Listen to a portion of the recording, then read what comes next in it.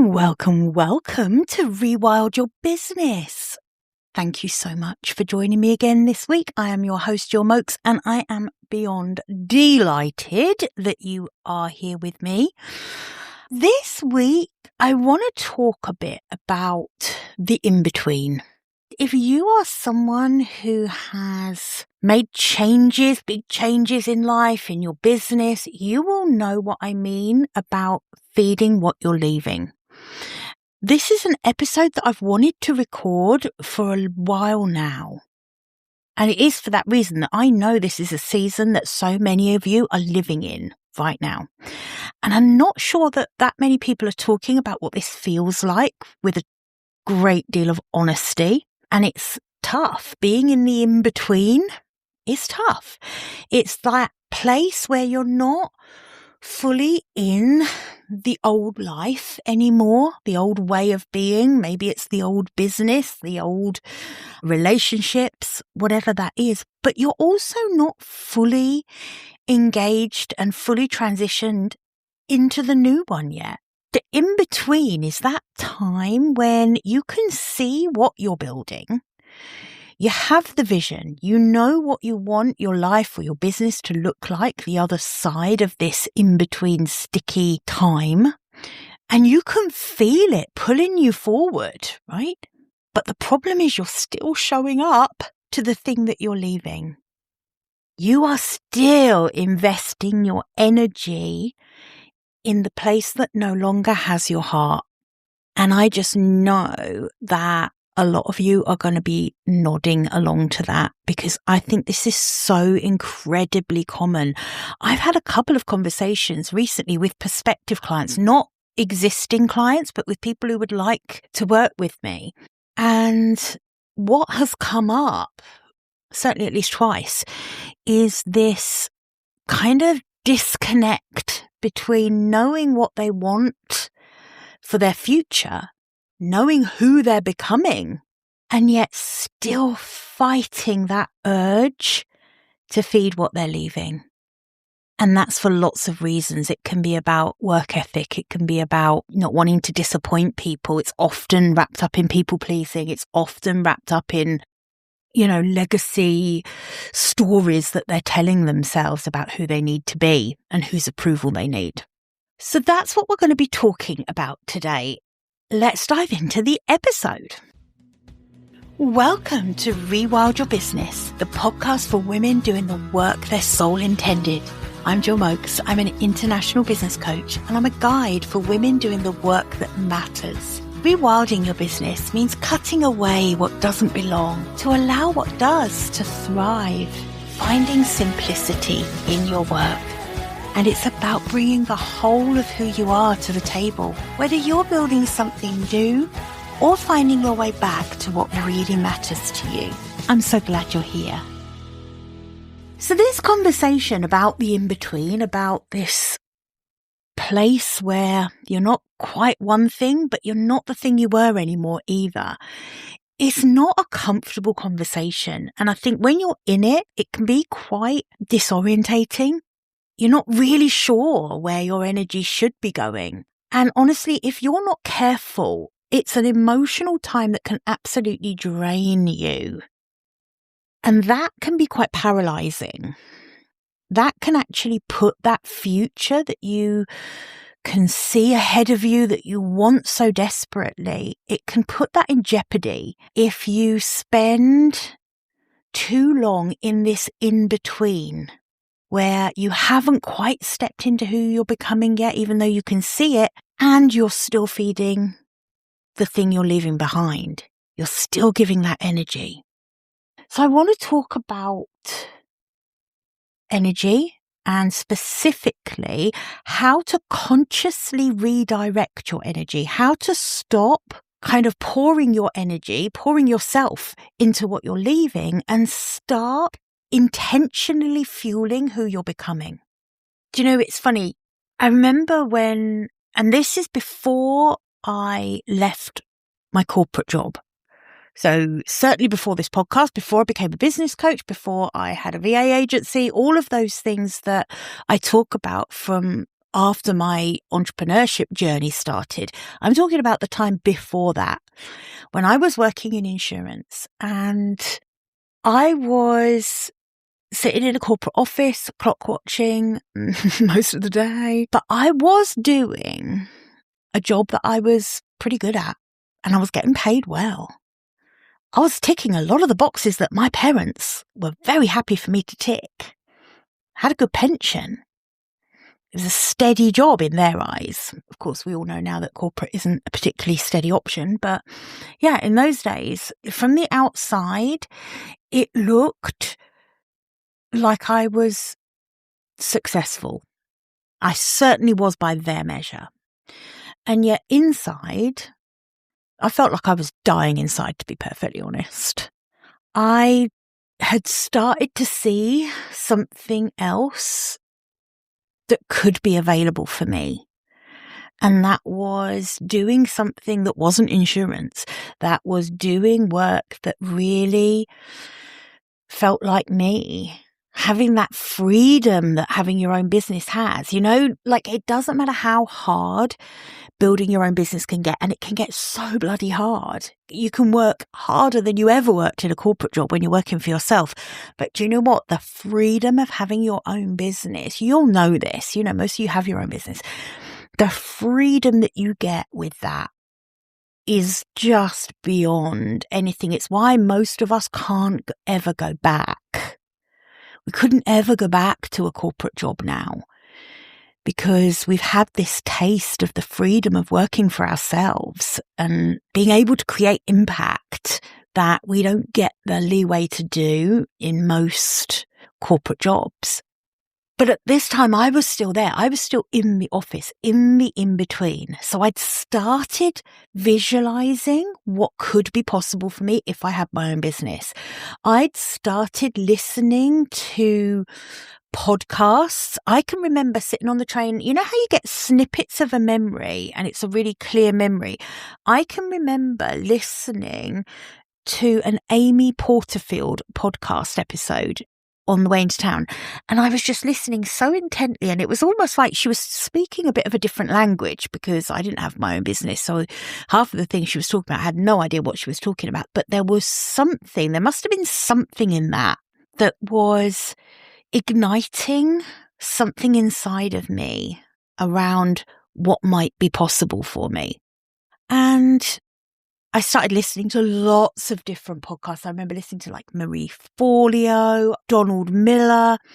So lots of people who were talking about entrepreneurship, how to make it work. And I was often listening to things around online business because I knew that the freedom of having a business where I could work with whoever I chose to work with and work from wherever I choose to work from, that felt like the ultimate freedom for me. I think that is the ultimate freedom, to be perfectly honest, right? But what I noticed was I was visualizing all of this for myself. I was listening to the podcast. I was dreaming about what could be possible, but I was still in the office. And my job hadn't changed. The demands of my job hadn't changed, but I had really changed. My heart had already moved on. But I was still trying to show up like I hadn't. So I was still giving it everything I could. I was still working the extra long hours. I was still pouring so much energy into a place that I was already leaving. I believe that I had already made a decision that wasn't my future a long time before I handed in my notice. So for that period of that knowing inside that this wasn't the path for me moving forward, that time, that in-between time of knowing that and doing something about it, that's the in-between. And every bit of energy that I put into feeding the thing that I'd already decided I was leaving was actually kind of delaying me from taking the action I needed to take. And I know this isn't going to sit well with some of you. So some of you are going to be thinking, but Jill, If you have a good work ethic, you're never going to not give it your 100% until you've actually walked out the door. And for a long time, I would have agreed with you. But what I now know about what has to shift, now I understand that the shift has to happen in your energy before you can take the decisive action to make the change. And actually that shift, when it comes, it's probably not as dramatic as you might think it would have to be. So by the time I did hand in my notice, it wasn't like a rage quit. It was a really quiet and deliberate decision, really conscious, a real intentional choice that I gave myself the permission to make. And what I chose to do is to give the job I was leaving my MVP, my minimum viable presence. So I would show up, I would do good work, I would be professional, I was doing all of the things that were required of me, but I stopped giving it my everything. I was like an overachiever. I would be the person that would get in really early and stay late and do like more than I really had to do. And I stopped doing that because I knew that my extra energy was needed somewhere else. It was needed in the place where I was going. So I stopped doing that. I stopped staying late unnecessarily. I stopped volunteering for extra projects. That was a typical one for me. I would be the person that would put their hand up, think, I'll do it. I stopped doing that. I stopped letting my day job live in my head in the evenings. And every tiny bit of energy that I reclaimed for myself, I redirected it into the version of myself that I was becoming. And honestly, it felt quite rebellious at first, like I was doing something wrong, honestly. Like I was somehow sort of like cheating or letting someone down. And I honestly wasn't. I was still doing what I was being paid to do. I wasn't cheating anyone, but I was choosing myself. And that distinction actually really matters.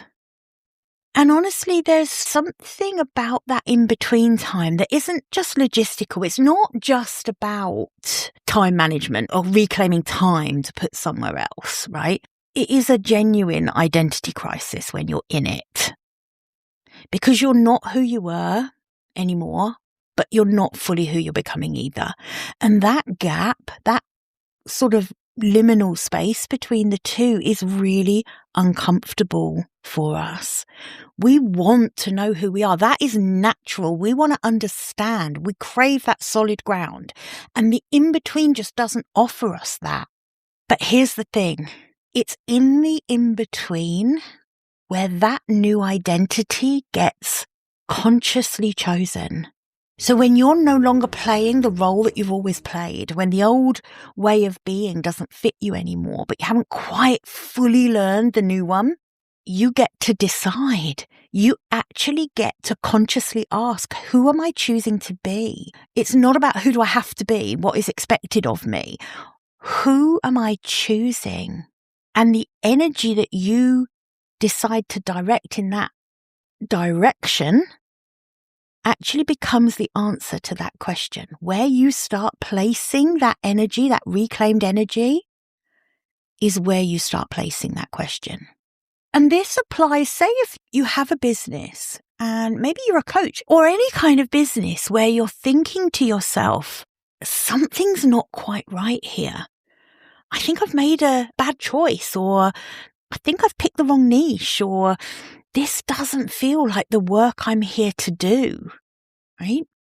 Then I want you to know that where you start from now, from this moment on, wherever you start to put your attention deliberately, your time, your creativity, that is the statement about who you're becoming. So every hour that you invest in who you're becoming, in the direction you want to go in, maybe that's time invested in figuring out that, right? That isn't just kind of productivity. That is you genuinely choosing yourself over and over. And conversely, all the time that you numb out and just keep doing what you've always been doing because you can't see a way to transition from where you are now to where you want to be, that is also a choice. That is also you choosing who you are going to be. You're choosing to stay who you are right now. And I think this is something that people misunderstand.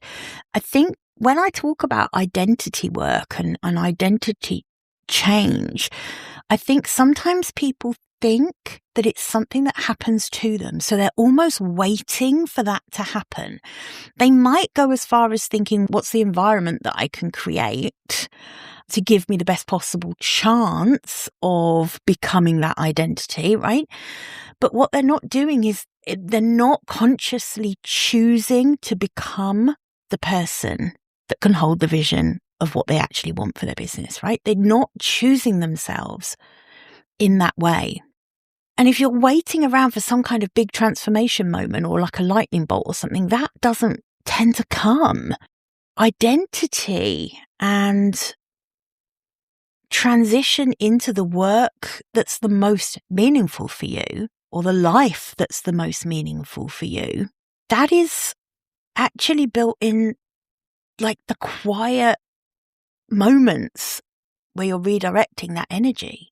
Every time you pull your energy back from the thing that you're leaving and consciously invest it in what you're building, the next thing, what you're becoming, every time you do that, you are reshaping who you are. You are creating that identity for yourself.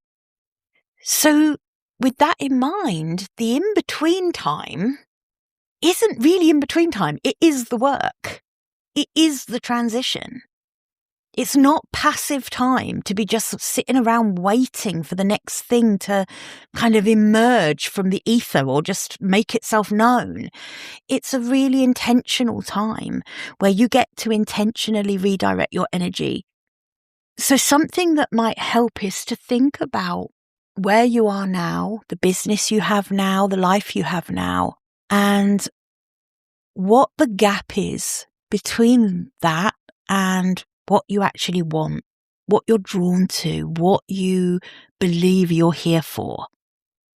And really think about that gap. Understanding that is the work. And once you understand it, it will be very obvious if you are still putting extra energy towards the thing you've outgrown. So this is about getting very honest about where your energy is actually going right now. Not where you think it's going, where it's actually going. And I don't just mean looking at your calendar, although that is part of it. That's absolutely part of it. But I also mean like your mental and emotional energy as well. How much headspace is being taken up by the thing that you've already left behind on some level? You've already got your heart set on the next thing. So how much energy are you still expending on the thing you're leaving? How much of your creative thinking, your problem solving, your emotional kind of bandwidth is still being consumed by the thing that doesn't actually have your future in it? Because it isn't just the hours, it is the mental load as well. It's like, the job that you just take home in your head all the time. That was me, in corporate. I had to make a conscious decision. I'm not going to do that anymore because that's not where my future lies. It's like trying to fix a relationship that it's over. You know it. And yet, for some reason, we will still invest emotional energy into trying to patch it up. And maybe for you, it's about looking at the version of yourself that you keep performing, even though she stopped feeling true to you months ago. This has happened to me for sure. And I don't think it's just that once. I think this has happened to me a few times when I've been making changes and I've had to make big decisions around what I want from the future of my business. I've absolutely had to do this work. I've absolutely had to say, right, where can I reclaim the energy? Because that's not where my future lies. Where can I redirect?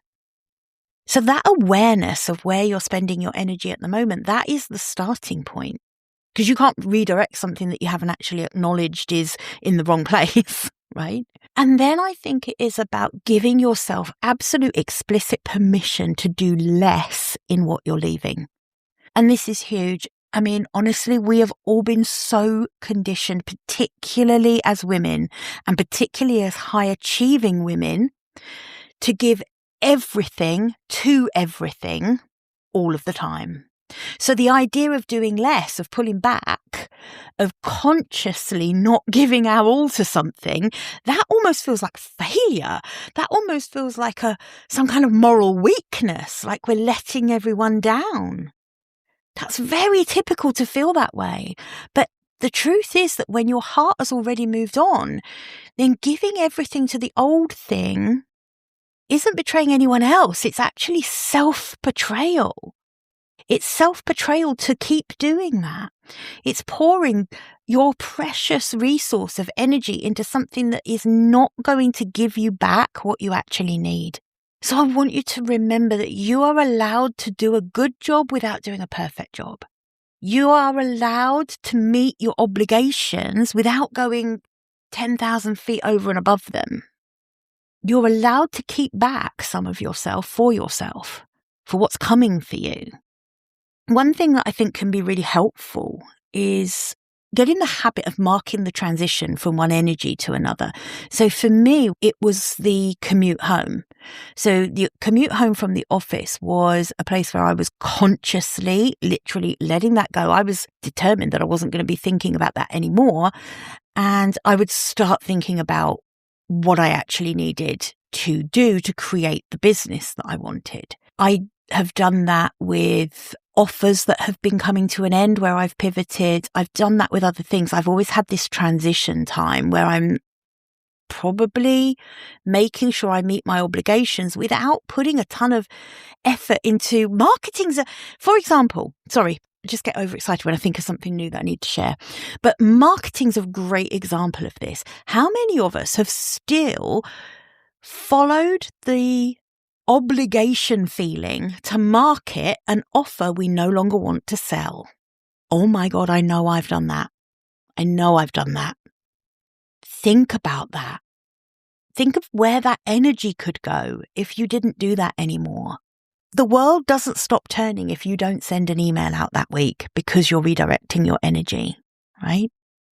Thinking about, rituals of what you can do to redirect that energy, and it might be something as simple as going for a walk to get out of one mindset and into another. Journaling can be really helpful for this. One thing that I started doing when I pivoted from owning the VA and online business management agency to my business coaching practice, I remember that I got in the habit back then of intention setting in the morning, and I deliberately redirected my energy into my coaching practice. I met my obligations of the agency, but I certainly wasn't marketing it. I wasn't doing anything above and beyond for that business. And what I did was I got in the habit of this intention setting in the morning, and I still do that now. It became such an ingrained ritual for me that every morning I still open Asana and get very clear on the top 3 things that I need to do that day. So, whatever it is for you, what can you do that symbolizes and becomes almost ritual for redirecting energy into the future thing, not the existing thing? That in-between feeling that is so uncomfortable, right? It doesn't get easier by gritting your teeth through it and forcing your way through it. It actually gets a hell of a lot easier when you start feeling into the truth of who you're becoming, when you get much more comfortable with identifying with the new, the future, the what's coming, more than you identify with the current, the thing you're leaving. And I think it's also worth accepting that the in-between is kind of supposed to feel a bit uncomfortable. And that's not because you're doing anything wrong. That's actually because you're doing it right. You're literally straddling two identities. And, you're in the process of becoming the person who has the life, the business, the way of being that you want to have. And that has never, I would say, I don't think I'm exaggerating saying the whole of human existence being a comfortable thing. That is always uncomfortable. But the discomfort isn't a sign to stop. It's a sign that there is real change happening for you. So it's really important to just watch out for the stories you tell yourself while you're in the discomfort. Because this in-between time can be when the voice that is saying things like, who do you think you are to do this? Or what are people going to think when you stop doing that thing and start doing this thing? You suddenly get very aware of the thought of people spectating this transition you're making. And how easy it is to think, oh, maybe this isn't for me, because of how comfortable the status quo is, right? So those sort of stories are going to try and pull your energy back into the familiar. They're going to try and pull you back into what you're leaving, because the familiar always feels safer and more comfortable than what you're becoming. So notice those stories and name them. Journal about them if you need to. Bring your attention deliberately to them, but then keep redirecting that energy. Because the woman that you're becoming is on the other side of this in-between, this messy. The woman who is doing the exact work that she is here to do. The woman whose business is an exact reflection, the fullest expression of who she really is. That to be her is worth every bit of uncomfortable in-between time. So, I haven't done this for a while actually. I've got 3 journaling prompts for you, which I would love you to sit with after you listen to this episode. Give them some real attention as well. Try not to do it as a tick box exercise. Give them really your full attention and take your time over it. The first prompt is, where is my energy going right now that no longer reflects who I'm becoming? Where is my energy going right now that no longer reflects who I'm becoming? Second prompt, what would it feel like to give myself explicit permission to do less in what I'm leaving, not to fail, not to let people down, but to consciously reclaim myself for what's coming? So what would it feel like to give myself explicit permission to do less in what I'm leaving, to consciously reclaim myself for what's coming? And then the third prompt is, who am I choosing to be on the other side of this in-between time? Not who I think I should be, not who I hope I'll become. Who am I choosing? Maybe to add to that prompt, and what is one small act of redirection I can make today that starts to make that choice of who I'm becoming real? So write it all down and don't try and perfect this. Journaling like this, when you have these prompts, it's so important that you just be messy and honest with it, Let it be a conversation with yourself. There's nothing performative about this, right? I hope you have enjoyed this episode. I also want to just talk for a minute about a collaborative project that has kicked off this week with myself and the wonderful Deb D. I will pop a link in the show notes. We are, over the next 4 months, going to be creating this series of conversations around legacy and leadership. And we had the first one today, 10th of March, which is when I'm recording this. So you can go back and find that. It was on Deb's platform on Substack, but I've also shared it on mine. I'll pop links in the show notes to both. Have a listen in. It's a really good conversation. It's a 30-minute live conversation. We're going to do one of these live conversations each month. But in between these conversations around legacy, I really want to also keep that conversation going with you, my podcast listeners. And this episode around the in-between and how to stop feeding what you're leaving, this is so important. If you are feeling called to do what you feel genuinely in your heart is your legacy work, the work that you came here to do, the work that will actually impact the world, the people in your life, then I think You're going to enjoy this series of conversations with Deb as well. And I want you to be part of the conversation. So we're doing this series as like a collaborative. So there is going to be Substack posts. There's going to be notes. There's going to be podcasts like this one. And I'd love it if you entered into the conversation. It might be that you just email me, info@JewelMokes.com, and give me your take on this. What's this brought up for you around who you're becoming and what you're leaving behind in honor of that? Okay. I hope you've enjoyed this. Like I say, as usual, all the links will be in the show notes. I'll also put the journaling prompts in the show notes as well and into the Substack email. So you'll have lots of places to find them. Okay. Have a wonderful week, and I will see you back here same time, same place next week. Bye for now.